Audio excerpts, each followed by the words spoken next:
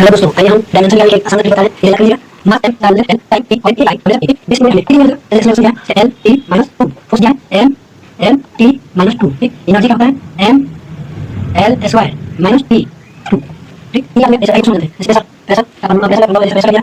Pressure क्या होता है? Pressure force by area, force by area. ठीक, तो फोर्स का यहाँ पे देखिए, यहाँ पे फोर्स लिखा हुआ है। ठीक, यहाँ पे फोर्स, तो यहाँ पे फोर्स का देखिए, ये हो गया फोर्स का सूत्र। ठीक, तो जैसे फोर्स दिया है तो इसके एम एल, यहाँ पे देखिए M L T -2 by area दिया है। एरिया का लेंथ होता है एल बी।